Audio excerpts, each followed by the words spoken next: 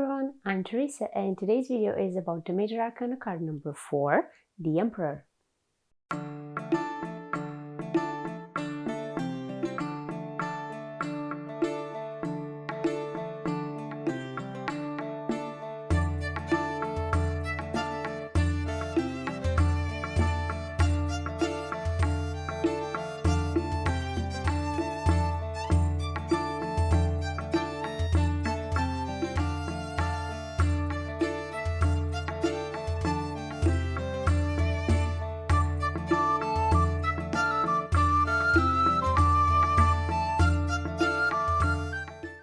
Welcome back to another video of the Tarot series. Thank you for being here and I hope you have been enjoying this series as much as I have been having fun doing these videos. Today's video is about the Emperor, the 4th card of the Major Arcana.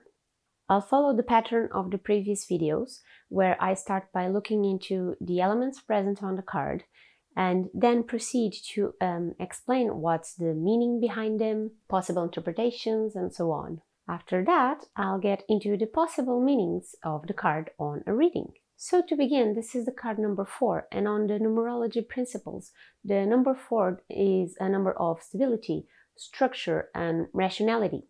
So these are good concepts to build our base knowledge about this card.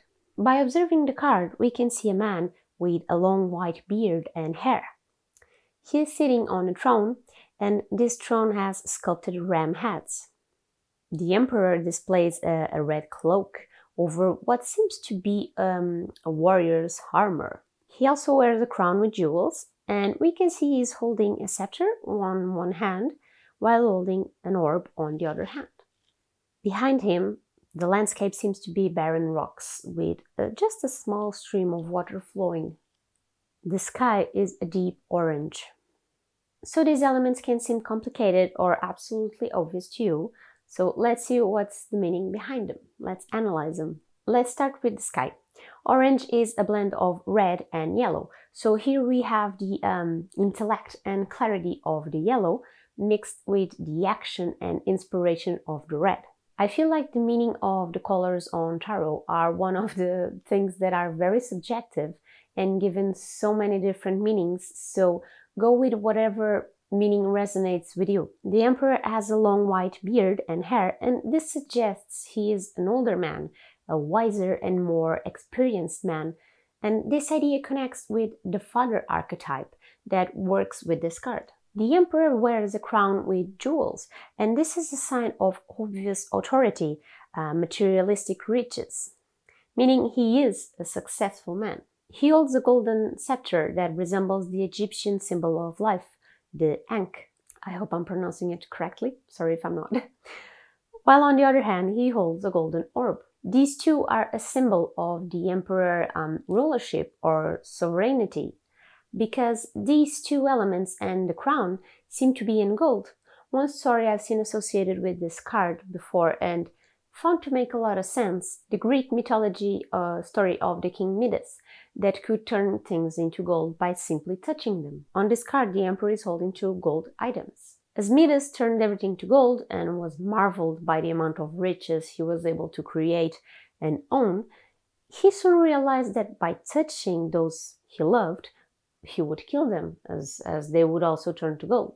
And just as bad as that, any food he grabbed to eat would turn to gold, which ended up killing him of starvation. I've heard this story many times as a kid, and it always served as a cautionary tale about being greedy, about valuing money more than people, about not acknowledging how fortunate we really are for having everything we need for basic survival. This association with the King Midas story can make even more sense when we explore the background behind the Emperor. We can clearly see the rocks, a barren land. So even though the Emperor has riches and gold, he is surrounded by a deserted land. However, the most accepted way of reading this rocky background is of a solid foundation, a solid background to the Emperor's rulership, which works particularly well with the principle of the number 4, of structure. Still on the background, we can see a very small stream of water. And water is the element connected with emotions. So This means that even though the emperor appears to be a strict and severe man, he still has emotions within him, but they are not on display for everyone to see, making him a conservative man. Going a bit back to talk about the colors, the cloak he wears is red, which shows us that he is a man moved by passion and maybe some anger as well.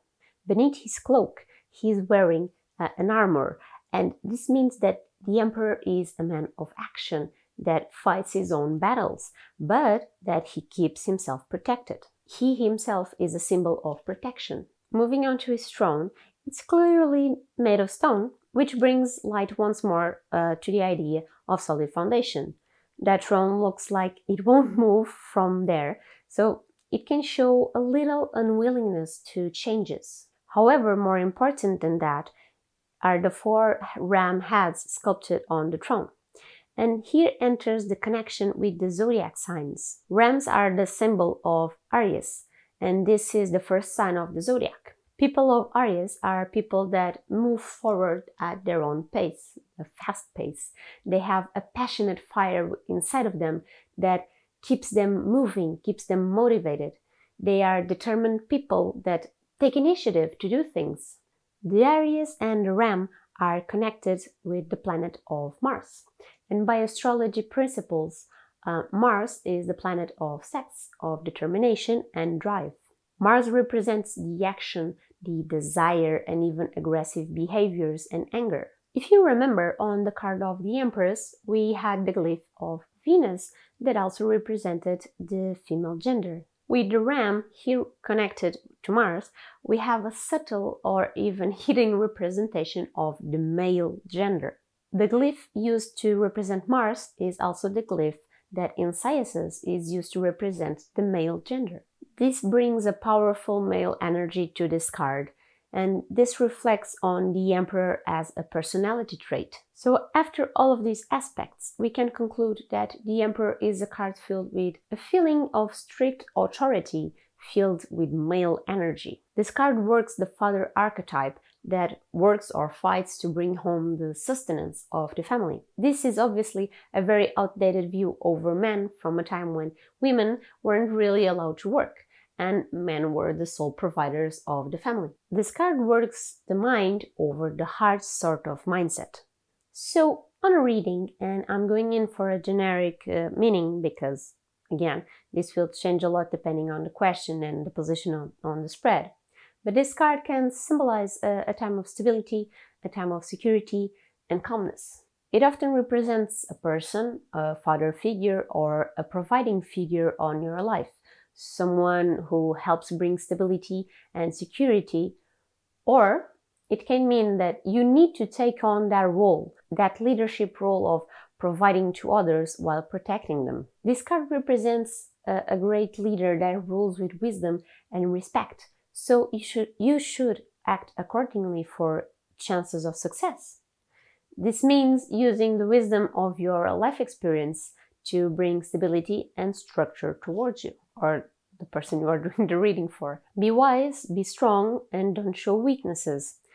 If, for example, the question you are working with is related to work or career, this card can mean you need to step up, take charge, and show that you can be a leader that brings results, that you are a valuable asset capable of ensuring a solid structure that will provide positive outcomes. There are so many paths to read this card that it will take practice and intuition for you to figure out the best way to read it. Now, moving on to the reversal.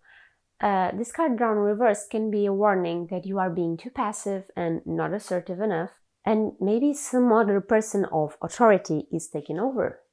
You may be even lowering your own dominance in order to please others.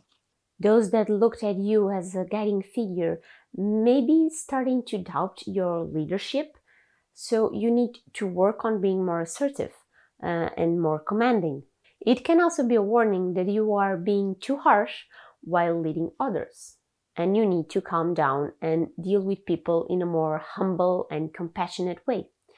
Being strict can only get us so far without having people turning on us with reason. Don't let power over others get to your head, and learn that you conquer hearts with kindness. On another perspective, this card reversed can be a wake-up call to oppose authority. Someone above you, like, for example, a boss, can be too demanding to you, disregarding your own well-being or private time. Some bosses don't realize the work ends when the shift ends, and you are to do what is on your contract and not everybody else's chores. You don't have to clean up after everyone else. Situations like this call for you to be firm and create boundaries, limits, so this figure of the emperor isn't overstepping. This is all I have for today's video. I hope you have enjoyed this analysis of the Emperor card. Let me know your thoughts and opinions about it with a comment. I always love to know what other minds think about the tarot and the cards and the way to interpret them. Before you leave, remember to subscribe to the channel so you can get a notification for new videos, and leave a thumbs up to show some support. As always, my social media links are on the description box if you are curious. There you can also find my Ko-fi link, where you can support my channel by offering me a coffee. I'll see you on the next video for another card. Stay safe. Bye!